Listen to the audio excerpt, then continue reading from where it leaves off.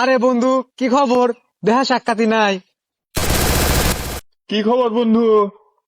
কোনো খোঁজ খবরই নাই, তোমার দেখা সাক্ষাৎ নাই। বন্ধু, আমি তো একটা কাম করে ফেলছি, এই জন্য এতদিন দেখা সাক্ষাৎ হয় নাই। বন্ধু কি কাম করে ফেলছাও? বন্ধু, আমি তো বিয়ে করে ফেলছি। বন্ধু আমারও তো বিয়ে করা লাগবে তাহলে।